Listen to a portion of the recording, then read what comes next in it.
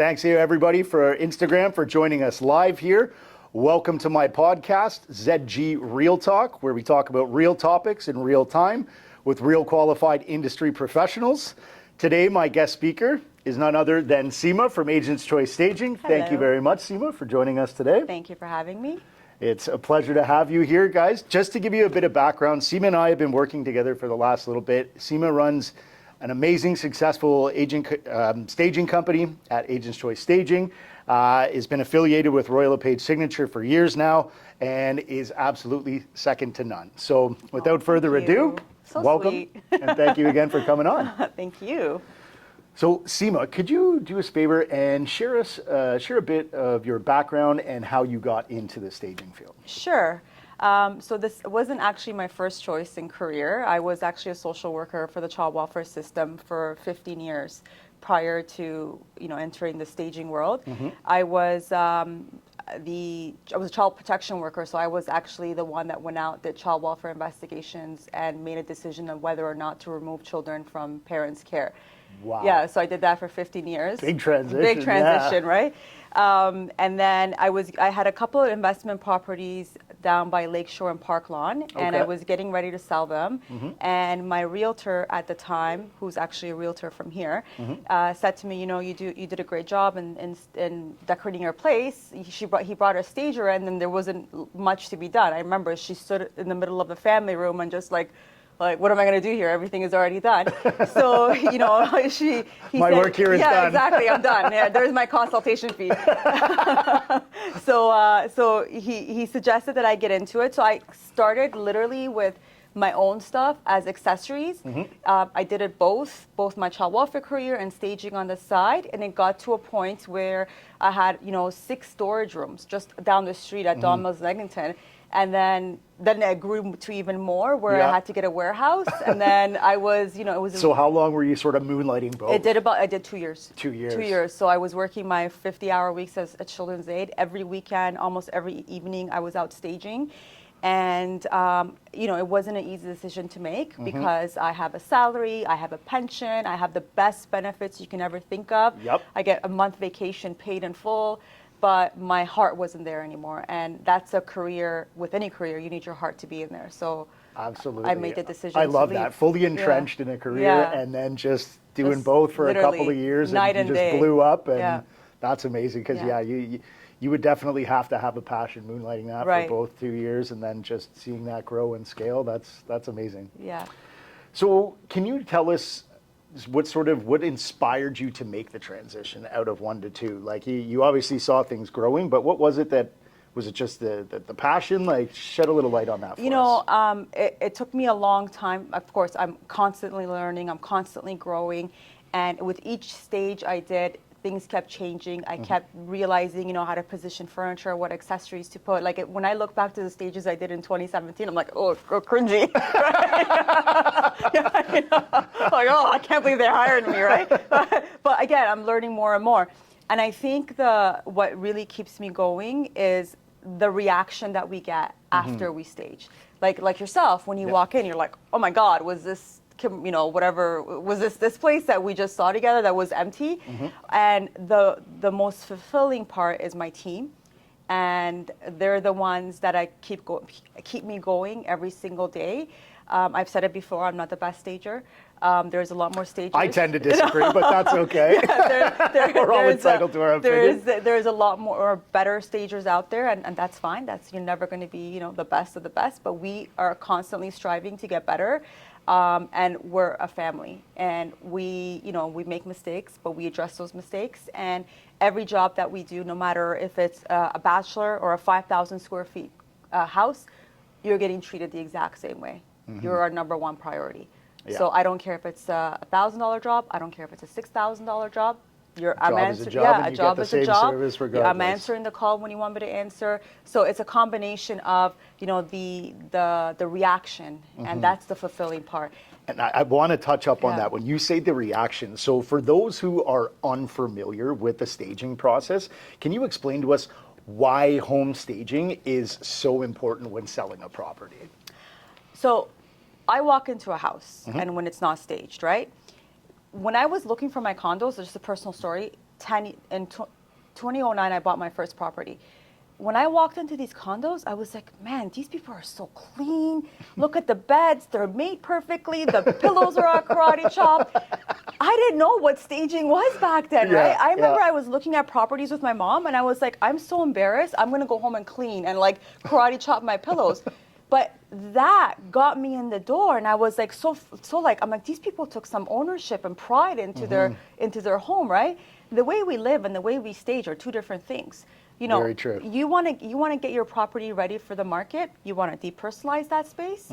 You want to put furniture in that space that fits the space. So if I walk into a small condo and there is a massive couch in there, as a potential buyer, I'm going to be like, where the hell am I going to fit everything in here? I'm just sitting on this massive couch for the entire life.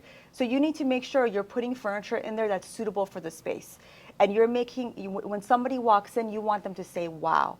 You don't want them to be distracted because the bed's not made, the couch is too big, there's dirty dishes in the sink, right? Because they're going to walk right out. That's it. And to piggyback off of what your point there saying is, like, I don't care what anybody says, and if they tell you different, they're just flat out lying. People buy home based on emotion, and they justify it with logic later. So when you walk in, they've got to get that warm, fuzzy feeling, envision themselves in the space, and it's tough to do when you've got all your personal effects cluttered everywhere. Yeah, right? and you want them to walk in and be like, oh yeah, that couch I have at home is going to fit right there. Oh yeah, my dining table is going to go right there. So that's what we do. We help you market your property for a crazy market. You know, we're getting it ready for you, because what's going to happen, those pictures are going to go on MLS. That's going to get their first attention. They're going to walk through that door, and you want them to stay once they get into that door. They walk through that door. So amazing. That's why staging is important. So key. I always do those listing appointments, and I walk in, and then the people, you know, it's just the nature of the business, you know, but everyone's just like, oh, I love this piece. This is great. And I'm just like, yeah, that's very personal. That's probably going to go the first thing. Yeah, exactly, right? And fitting the room, the contours of the room, it all is part and parcel to a successful sale, and I couldn't agree more. Right. For those of us out there who are kind of unfamiliar with the process, can you differ, because I get this question a lot with my clients. Can you explain to us like the difference between home staging and then interior design? I find that the two are often correlated, but there's a difference. And I've actually had to mention a couple of times in the past month, hey, I'm not an interior designer, I'm a home stager, right? Yeah. Interior design, you hire me as an interior designer, and you give me a budget, and you tell me what I want. I want super modern look. I want super traditional look. That's my job to get you that style. Bigger budget, longer timelines. Home staging, budget's much smaller. I tell you, hopefully you're okay with it, what's going to go in your house. It's not to your specific taste. We're appealing to the masses. So we're doing neutral spaces. We're not putting, you know, lots of pink pillows and red couches. It's you're getting the property for the masses. Interior design, it's the owner's own taste and what they want in their space. I love that. I'm going to get my EA to timestamp that so I can explain that to the future clients, because it's sort of encapsulated into one but very different worlds. Right. Yeah. Amazing. Okay. Can you share with us some common mistakes that homeowners that they make when? Because I know you've seen this before, where they're like, oh, well, we'll use this. So just share with us the common mistakes homeowners make when attempting to stage their own homes that you see. Listen, it's not easy. You're having strangers walk into your home and tell you, you know, we're going to pack this furniture away, and we're going to put it away, and we're going to bring our own stuff. People have emotional attachments to their furniture, right? That could be a credenza that the grandmother left behind. You just don't know. But the common mistake you make is that when we walk into your house, and I say this in the most nicest possible way, that house does not belong to you anymore. You're getting that house for the market. Yes. Do your best to detach from your furniture. So I get that's a sentimental piece. You know, I get that means a lot to you, but that piece is really overpowering the space. So try to detach yourself as much as possible from your, you know, your furniture and your pieces. Another common mistake is I can do it myself. I'll go to HomeSense and I'll buy what I need to buy. You have no idea what goes into staging. Like, it's a lot of work. We started a stage yesterday. We got to the house. I'm not lying. at 1 p.m. The girls, 9:30 p.m. they finished. Yeah. You know, we're basically moving into a house. Have you ever tried moving and know how difficult and stressful it is? Nothing ever goes to plan. No, There's always it's the most stressful thing on earth. So imagine you're going to go to home stands, you're going to buy couches, you're going to buy rugs, you're going to buy shower. It just doesn't make sense. Let the professionals who do it every day. I know there's budgets to consider, but there's different options when it comes to staging. We don't have to do a full shebang, right? We can do an accessory staging. Yep. Right? An accessory staging means we're not coming in with movers, therefore the labor cost is removed. Yes. We are coming in with stagers, but we're not having a big truck with big heavy furniture. We're just going to fluff your space. So don't try to do it yourself. Let the professionals do it. This is why we do what we do, right? And I can honestly, wholeheartedly say from my side of the table here, like, there's just no price on peace of mind. When I know you and your team go in, it's just, it's one less thing that I have to think about. And I'm so grateful for that, because I've worked with a variety of stagers in the past. And I mean, we'll get down a little later of how your team came in and rescued me from last year and what we had going on. We did like 4 stages for you in like a week. It was all over the country. I don't know. I was in like, what was that city we were in? All over Ontario. Yeah, we were in Clarington, we were in Barrie, yeah. we were in the beaches. There's Peterborough. There was just like, it was insane. We were everywhere. It was. So, are there specific areas that homeowners often overlook when staging? So the most important areas to stage is the kitchen, the primary bedroom, and when you first walk in. Yeah. So, I mean, they don't really overlook it, and I think that's where you as the real estate agent and with myself come in to educate them as to what the important areas are. You know, we don't have to stage all the rooms, but when somebody walks into the house, you want them to be like, wow, you want to get that wow factor. And what do the stats say? 12 to 15 seconds on whether or not they're going to make an offer? Instinctive, right. yeah. Every property I bought, I'm like, I open the door, I'm like, yep, this is it, we're doing it. I don't care what you got to offer, we're taking this one, right? Yeah. So, you know, you want to create that wow factor, and what do? You stage the most important parts. If you have the budget, of course, do the whole house. Yep. But the most important parts to stage is the main floor and the master bedroom, primary bedroom, I should say. But I mean, you got to remember, clients don't know. So it's our job together as a team to educate them to guide and them. to make them feel at ease and, like you said, less stressed out. So that's why, you know, I say to the client, you don't have to worry about lifting anything heavy. My guys will do that. They'll wrap everything up and put it away for you. So just to make the process as easy for them as possible. But again, it's our role to educate them on what the actual procedure is.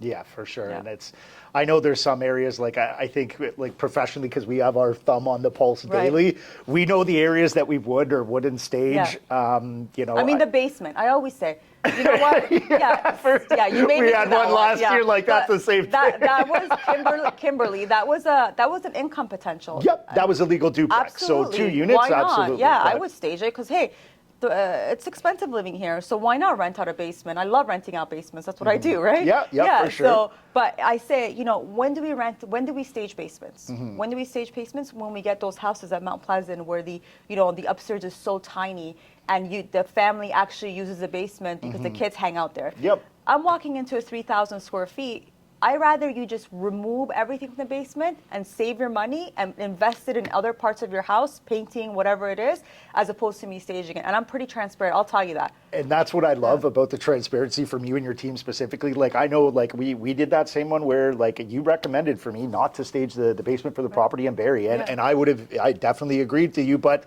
this is, folks, well, sometimes we go to the lengths for our clients, even when, you know, we know that the result, it might not lie in there, but customer satisfaction. I remember calling you. I'm like, are you sure you want to pay? Well, then, like you said, because logistically, it was more cost to get out there and have your team go out there because of where we were, right? So the juice definitely wasn't worth the squeeze but there. You did but again, well, made your client happy. Exactly, and that's what it's about at the end of the day. But you're right, and to your point earlier on, it's like you say, like when you hire the trusted professionals, let the professionals come in and do what the professionals do. Yep. If you want to run your own show, then, I mean, hey. Go for it. Exactly. I'm looking forward to those MLS pictures. Exactly. Okay, I want to talk about some trends in home staging right now. So are there any trends in home staging that homeowners should be aware of? Because, like, and I want you to sort of dive down a little deeper with this, because we see certain trends, but then you also sometimes see trends come back full circle. I wouldn't say trends necessarily. What Okay. I have noticed is when I first started staging and when I did my course for staging, the feedback was you can use any type of furniture as long as it's neutral anywhere in the city. Now what I'm hearing back from your agents is Yep. let's market to the demographic of that area. Uh-huh. So we did a bunch of stages in Oakwood Village. Okay. And the agent for both stages there said minimal. We don't want too much, we just want minimal. This is what the clientele in this area is. Yep. So I'm finding now that agents are giving feedback, this is what we're looking for in this area. This is what we're looking for in that area. So I'm not going in there, one for everything. I have to actually talk to the agent, research the demographics and what they're looking for, and stage to that particular area. Okay, so now here's another question just to go on that as well and sort of expand upon that. I have a client specifically, and I was telling her about this podcast. So she had a question that she actually wanted me to directly ask you. So then with that being said, how do you keep your staging inventory up to date with changing fads and trends? Because like you said, like in your first year, you grew from like 6 storage units and then you into a warehouse. Yeah. Like I can only imagine what your Honestly, warehouse today. Yeah. So right now I'm dead empty. I have about close to 30 places full right now. Yep. And I'm being completely honest, it's a super, super expensive business to be in. Yeah, I'm not coming in with a piece of paper and a pen. I'm coming with a truck. Yep. And I'm coming with, on average, with 4 people. Mm-hmm. So it's a business that you're constantly turning around furniture. Yes. You're constantly reinvesting. If you think you're going to get into this business, you're going to make one transaction, massive $60,000, $70,000 purchase, it's not going to work. Yeah. You constantly have to be reinvesting. You constantly have to be putting back into your business. And that's the only way. If all of my inventory was to come back today, like say, everybody calls, come pick up your stuff, I won't have space. Yeah. No, so I would. It's that turnaround and that constant cycle of in and out. This morning, actually, Kim O'Connell here, last night she had, we did a house for her in Pickering. She had 200 showings in 2 weeks. She messaged me at 10 p.m., house sold. We were there at 6 a.m. Wow. Taking the inventory out Yeah. because we needed it for today. Yeah, of course. It's either that or I'm going out and spending, thousands and thousands of dollars, right? So thank God I have that relationship with the agents where I say, hey, if you don't need it, just let me know right away and we'll be there. So that's how you really have to be at the top of everything. Well, of course, and I think even like to what you're saying there, just the amount of influx that you have, like when we were at your client appreciation dinner there like a couple of weeks ago, like how many, you were over 200 and what was it, 50? I'm not sure. Last year? We did about close to 300 last year. Close to 300. It's just 365 days in a year. Yeah. Like that's very impressive. Thank you. It's me and I can't do it alone. If they took my team away, I'm like, I quit. I'm going back to 9 to 5. But right now, because you guys are like all of a sudden, I don't know what happened. It's just like we're doing on average 2 a day right now. Yeah. So and the turnaround for you guys is huge too, right? Because it's not like, hey, I go see a place, but you're very like, you got time, you can do this in a couple of weeks. But some agents, their client want it listed right away, so we really have to try to make it happen for them. Yeah, and I mean, we get those calls where it's at the drop of a hat and things change, but I know how busy you and your team are. I try to definitely give you guys that lead time and book in because I don't want to have to go back to anyone else. Yeah, thank you. Thanks. We like to hear that. It was, last year was it was chaotic, and you guys just, the level of service, like I said, you just hit every mark and then above and beyond. So amazing. So I just want to talk, like when you were talking about the turnover rate. So the benefits and return on investment. So can you share like a specific success story where home staging had significantly impacted the sale of it? Like, and I know with over close to 300 homes, but just one that sort of stands out in your mind where you went in and it just, you set the stage, you give that warm fuzzy feeling that everybody wants to see when they come in, and you guys actually essentially created that lift with how you staged the property. So I'm going to have 2 different scenarios for you. Okay. The first one is condo was listed, not staged. Non-staged. Yeah. Yep. Took it off the market, painted it. Yep. Paint is huge. Please put that money away aside for paint. I think the stat is 400% return or something. Neutral palette. Exactly. Yep. White Dove, we love it. We love the White Dove. Clarington, I remember now the palette. Yeah. We went in and staged it, and it sold in 2 weeks. Yeah. Amazing. Same place. Yep. And what are we Yeah. looking at? Average, days on market for a condo anywhere downtown, you're looking at 60 days. So Yeah. off the 2 market, weeks. back on And this, 2 weeks. and like before, right now was in January. Yep. And I was talking to the agent, and when he called me and he said it's sold, I'm like, oh wow, that's freaking amazing, right? Yeah. But again, it was listed. I looked at the pictures before, and it wasn't being showcased to its maximum potential. It was a 600 square feet condo, and it had a big sectional. There was Christmas lights hanging from the ceiling, everything. Like a frat Right? house. Yeah, exactly. So we staged it as sold. Another one was my wonderful client Evelyn and Shelley, and they had been in their house for about 50 years, and it was such a difficult time for them because they were downsizing and they were moving into a condo, and this house was a 500 square feet house in Thornhill. So, and at first I had so much anxiety going in there and bringing my stuff because they were a nervous wreck. Yeah. And I remember she sat in her bedroom with her husband, and they came down and they walked around. They're like, wow. So that fine. But then, so we sold, she sold her place. I think it was in 3 days or something. And she hired us to do her entire condo. Yep. So go buy the furniture for her, design it, everything. So going from a place where you lived in that place for over 40 years, where you hated me and you didn't want me to do anything to do with you because I was the evil person coming in, to now I'm going to hire you to design my condo. Like changing lives, Yeah. the way people feel, the way they Right. think when they walk into a space. That's what's Exactly. being brought Yeah. to the table. Right. That's, I can't even begin to, Agent's Choice staging. Aw, thank you. Okay, so now I know your value proposition is it doesn't matter if it's 500 square foot condo or a 5,000 square foot custom home, but how do you approach new staging projects, and what is your process? So the process of getting a house on the market or a condo Just on the like market. coming in with the team, it doesn't matter what space, just sort of like your... So typically, I'll give you an example, right?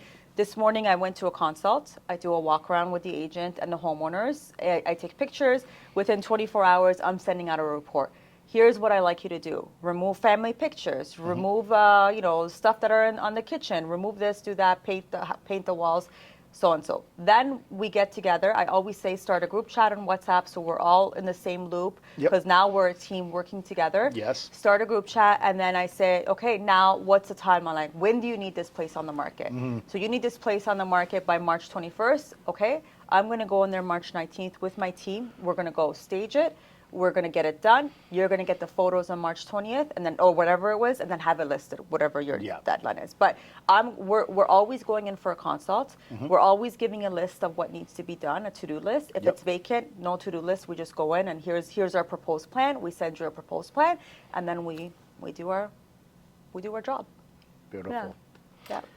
Okay, now with some challenges I want to speak out. So what are some common challenges that you face as a home stager, and how do you overcome? Like for me, like just knowing the size of your warehouse and how many homes you're servicing on an annual basis, like keeping track of furniture must be I'm going to tell you, I work in chaos, but not everybody else works in chaos. Yeah, right? some people thrive on exactly. organized chaos. Yeah. My desk, you should see it. There is a salad, there's a fork, there is coffee from a day ago. That's how I work, right? But one of the biggest challenges I'm finding right now, and I'm working is little things like the U-Haul truck. We booked a U-Haul. We get to the U-Haul, they don't have it.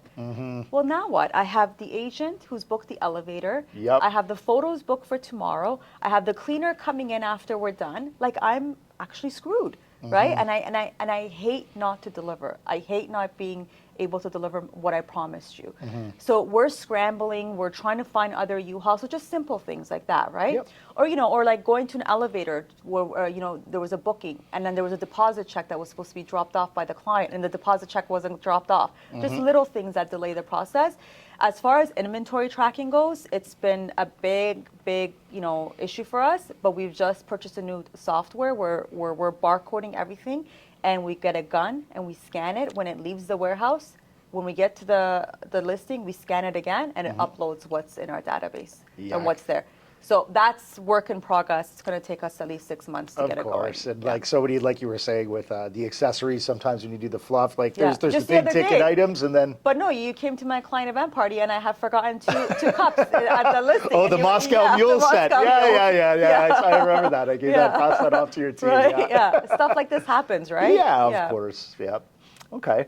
Well, I'm sure you must have encountered in your career how have you handled situations in the past where clients may have had conflicting preferences in tastes or furnishings. Like, and again, this is kind of going back to like, hey, you let the professionals come in and do the job. But when you stage a home, have you ever had a client come back and say, oh yeah, of course. And how do you go about doing that? Because I think at that point you've already you've set the stage. You know what you're doing. How do you manage expectations there? So you know what, like, I used to take things very personally, very, very personally. I used to lose sleep over it, and I would get very emotional. Now I've learned not to take things so personally. And you know, if we make a mistake, which we did, I think, about 10 stages in a week a couple weeks ago, and on our last stage we were all exhausted, and it wasn't up to par. And I will admit it wasn't. And the next day I got a call from the agent. They weren't happy. On a Saturday morning, I went to the warehouse. I called my employee. We loaded up our cars and we went and fixed it. Yeah. When I got there, I said, I'm sorry. I acknowledge we messed up, but I'm here to fix it. And that's it. And I think too, and like, you know, everybody makes mistakes. Yeah. We're all human at the end of the day. But acknowledging it and coming and not trying to make an excuse or come up with something, I think that's what really resonates with clients, where it's just like, hey, like shit happens. Yeah, I messed up. I'm sorry. It's no excuse. But we're here to fix it. The photos are on Sunday, thank God. We're going to fix it. If there was a fee to pay for the photos, I would have said, I'm going to cover that fee for you. Whatever it is, I'm going to make it work, right? It doesn't happen often, but it does happen, right? In situations where, you know, where clients are not happy with the staging, I always say, when an agent calls me, I say, listen, go on my Instagram, see if you like my work. I'm not everybody's cup of tea. There are stagers out there with different style. If you like my style, hire me. If you don't like it, I cannot change my style completely towards what you like.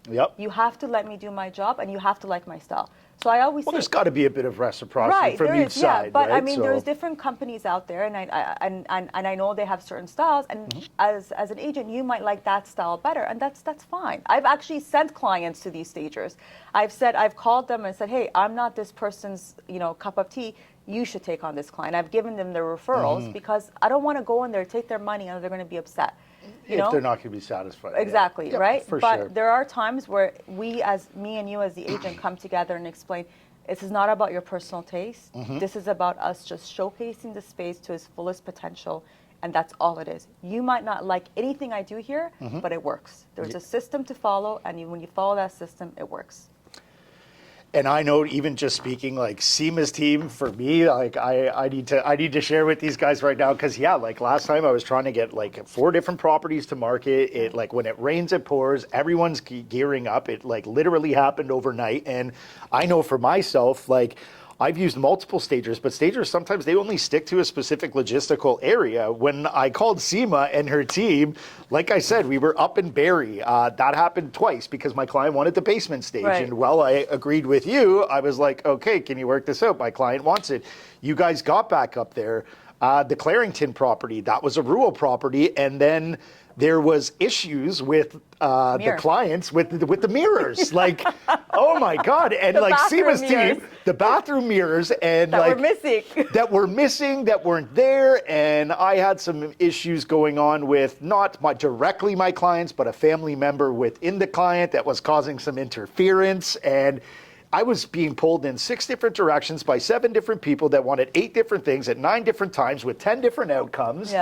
And you guys just hit every single mark. Anything that I had to do or any issue that I had, all I had to do was pick up the phone. And that brings such a level of comfort to me, who, like you said, you know, you're doing high turnover business. You're trying to satisfy everybody. You're never going to be able to make everybody happy all the time, but we do our best. We pivot, we adapt, and we go above and beyond for our clients. So Again, another plug here for Sima from Agent's Choice Staging. Like just The mysterious bathroom windows, the bathroom mirrors. there was the mirrors bathroom mirrors that was there. There was the there. berry one, and then we had, what did we have? We had something not for the Upper Beaches property. Oh God, I can't remember. Anyways, I don't want to dwell on the problems, but your team just, they adapt, they came in. I know they went up to the property, and then we found out those existing mirrors were there, and somebody removed other mirrors from the other bathroom. It wasn't, so we didn't take them. That's what no, and that's what we found out. So sometimes things are lost in translation. You try to be open and transparent, but things happen and they fall through the cracks, and you got to adapt and you got to pivot. And your team is absolutely excellent at it, and it just gives me such peace of mind. Sima. I can go do what I do, and it's like you said, hire on the professionals to come in and do what they do. So that's amazing. Now, different types of properties. How has Agent Choice been able to grow and scale? For my own business, like what you've done, like with, you're not just servicing one part of the market. You're doing lugs house, custom homes, condos. Like you guys are just full service, and you're not located logistically to one area. How did you guys grow and scale? And because you've got such a value proposition, even earlier when you shared with us the success story, those people came in and hired you for the interior design work. Like you were just full service. There's nothing that it doesn't seem that your team can't do. How did you get from when you first started and you were moonlighting and doing your original career to then came into staging from A to B? Like I know myself, like my story, like I was not a success story overnight. Like it takes time to build something meaningful. Shed a little light on that for us, because I'm just like, I'm intrigued with what your team does, and I can't speak higher volumes of the value that you guys bring. So give us a bit of insight on how you were able to connect all those dots and build that. I know you lean hard on your team, and your team is amazing, but shed a little light on that for us. My vision has always been word of mouth. Word of mouth. That's it. Nothing else. I don't do marketing. I don't pay for Google marketing. I don't have posters anywhere. I do my Instagram, of course, but word of mouth. And my reputation is extremely important to me. When I say I'm going to do something, I want to do it. When I say I'm going to stage on this date, we're going to show up. When I say I'm going to come to a consult, even though I'm on the other side of the city, or I'm going to come do this podcast with you. I was in Scarborough this morning, then in Pickering, and then in Richmond Hill, and then now in what time is it? 2 o'clock? Then I was here. I'm going to show up. So word of mouth and my reputation. So I sat there and I said, what do I want for this business? I want people to spread the word. And that traveled from one person to another person, to another person, to another person. You know, I got a call this morning and I'm like, how did you hear about me? I said to the agent, and she said, so-and-so referred you. I don't even know who this person is. I had to go Google this. I'm like, who is this person, right? Because I want to send a coffee. I want to thank you. You referred me somebody. You referred me Mark Sadler. Oh, Sandell, Sandell, for our team. Yeah, that's right. And then somebody else, Matt. You referred me Matt. Matt Tickner, yes, another agent from our office. So I owe you a coffee. But you know, it's all word of mouth. And if you weren't happy with my service, you would never refer me. You know, I've had situations where I referred trades and it's gone horribly wrong, and that's a reflection of me. Right? Yes. Because I'm part of your team. So reputation and word of mouth, that's been my vision. And that's what I say to my team. I had a team meeting yesterday with my girls. And I said to them, we kind of talked about the incident where I said earlier where the client was not happy. I said, no matter what it is, we don't leave a job half done. You need to go to the store and buy stuff for that job. You leave, you have your own credit card for the business. You do whatever you need to do. I will never say no to you guys. But we do not leave a job half done. And that's like, it's so simple, but it's like you say, like I know people that are trying to get business off the ground and implementing such framework and structure. And yes, you need, but it's like very simple, essential word of mouth, doing what you say you're going to do, showing up on time, following through, owning if something doesn't turn out the way you thought. And this is how you attribute to your success today. And I love that. It's an amazing story. Now, I do have another question, because this comes up. I'm noticing it's coming up more often with listings that I have coming to market. And I just kind of want to get your take, because you guys are full service and you just facilitate such a multifaceted business in all different sectors and not just one type of property or one area. What's your take on virtual staging? And is this a service that might be implemented later on?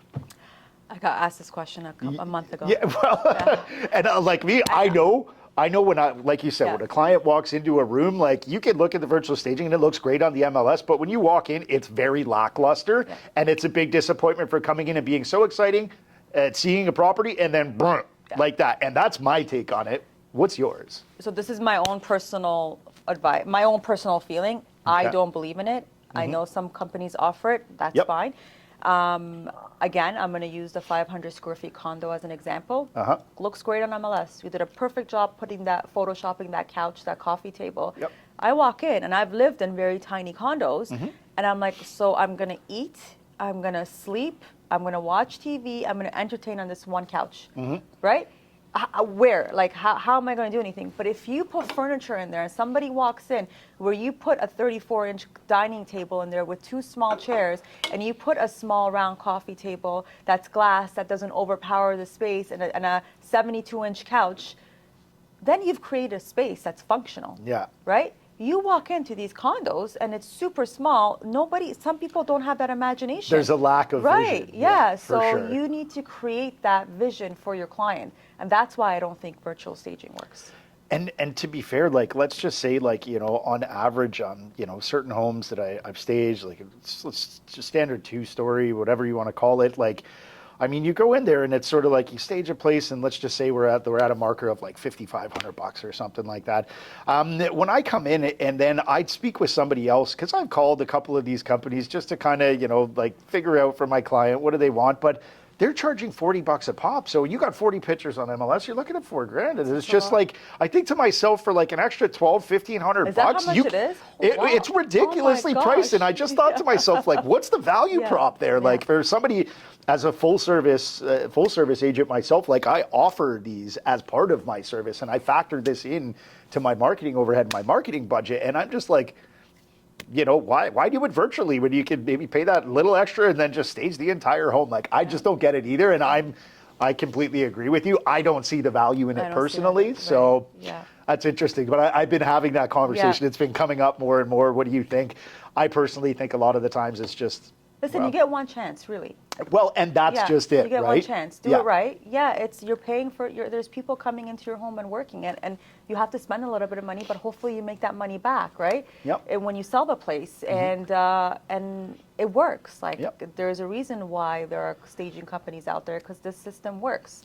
And another reason why I don't like it too is because I've seen other people and heard from other agents in the past, even other agents from our office, to be fair, where it's just like they go in and it's like, oh yeah, we want to virtually stage it, and that's because half the time the owner selling it, they don't want to put the effort in that we need from their side to go through the clutter, that personal effects. They just expect to wave a magical wand and have somebody digitally render this beautiful space, and it just doesn't quite work that way. And you're over-asking in like 2 days. And when you cut corners like that, it shows, right? Yeah. So it always comes out in the wash. So I think you hit the nail on the head. Yeah. Do it once, do it right, and you're trying to maximize the return on your investment here, and that takes a certain level. Listen, you're selling people's biggest assets, right? Yep. And that's a lot of pressure on the agent. So as an agent, I feel like you have a duty to give that client as much information and options and scenarios as possible, right? Yeah. I remember I bought a house in Ajax, and I hired an agent who gave me cash back. Okay. I'll never forget this experience. There was no AC in the house, and I didn't realize until I moved in. So if that agent had been knowledgeable, and if that agent was getting paid enough money and wasn't giving cash back, wasn't giving discounted services and discounting, I would have known that there was no AC. How was it? I don't know. I really didn't know. I thought it was like every house has an AC. Standard, yeah. Yeah. So I had to go spend $10,000 and put AC in the house, right? System. So it pays to pay for good service. It does. Right. 100%. That's my little Ajax story. Yeah. So what is you must have a personal favorite now. What is your favorite part of the process? Working with my team. Working with the team? Yeah, working with the team and meeting clients who are, from different scenarios. I just walked into a house this morning, and I was so excited for them. Like, you're selling your house. Where are you moving to? Blah, blah, blah. Oh, we're getting separated. you know, so you just never know. Like, you just never know what you're walking into. And that's sometimes, I think, where my social work skills come in, that to be empathetic to people. They're not just a number. They're not just dollar signs. People are going, it's not always for good, you know, reason that they're selling. They're going through a death or, you know, power of attorney. Who knows, right? Working with my team, meeting the new people, meeting homeowners, transforming their spaces. But the hands-on is like the relationship I have with the people I work with. And even agents, I know, like, we can crack a joke. We see each other in the parking lot. I say, hey, my pantyhose ripped as I was walking here. Can I cover it with a pillow? You know, you know. So it's just, you know, having these relationships, because, hey, it's hard work. It's really hard work. You know, you get it probably when the house doesn't sell in expected time and you're getting calls all day, right? Oh, yeah. So it's good that when we're connecting, we're able to laugh and use our humor to cope, you know? So you need to have that shorthand, that bit of levity, because they're high intense situations. And like you said, you're selling people's most valuable assets and creating that and executing that. There is an order in which you need to do things, and if you don't do things in that order, or you're getting a discount agent to provide you discount service, you're going to get discount results, and things are going to get missed, and that does come back around full circle. So I think when you come in and people understand the hierarchy of, like, hey, I do my part, you do your part, this is how things go off without a hitch. And your team, and I know you said the process of that, like your team from the beginning, like, how long has your team been with you? Have you been like molding? Can I tell you, not a single person has ever called in sick? Never. And how long has this team been in place? Karim has been with me for almost 3 years. Our salon has been with me close to 5. He called in sick once. He was vomiting on a job. I said, go home. And my dad came to drive the truck. I have so many stories. And Lauren has been with me for 2 years, and she has not called in sick once. That says a lot. Like, you know, and then when I'm not there and I hear them laughing, like, on FaceTime, and I'm like, oh, like, they're having fun while they're working. Like, it makes me really happy, right? And I'll even share another story too. And that's what I love about your team, is every time I come into one of the properties, you guys, there's music playing, everybody's smiling, everybody has a good attitude. And I mean, I got to admit, sometimes I come in and I'm in a stressful situation. I don't exactly have the best attitude on, and then just the positivity in your team in general that comes out. I came in and I hit the roof about a couple of things that went wrong for a few of the other properties. I think I was down at the one at the beaches when they were staging, and something had gone wrong with the Barrie property where the tradesman before and the inspector, the work wasn't done, and I had to go back up there and correct it, and your team was just like a breath of fresh air coming in, you know? So, Sima, I actually don't have any more questions for you, but I want to thank you personally and professionally for coming onto this show. Agent's Choice Staging is just, like I said, I can't say enough good things about you, your team, the level of value that you bring to your industry and my industry, and just coming together in unison to have the same outcome. I appreciate you very much. Thank you for coming on. And just want to say, guys, if you are enjoying these podcasts, like, subscribe, the button down below. Thank you very much for joining us again for I don't know, Puyo, what is this, episode 5, 6, something like that? Yeah, 5. Oh, that's right, we had a cancellation, but that's all right. We'll see you next week, Mr. Jason Tilts, for the home inspector. But yeah, just a little dig there at you, Jason, no problem. But guys, want to thank everybody for joining us on ZG Real Talk. Again, if you like us, hit the subscribe button below, and thank you, Sima, for being here. Thank you for having me. It was fun. Yes, it's been great. Thanks very much, guys. Take care.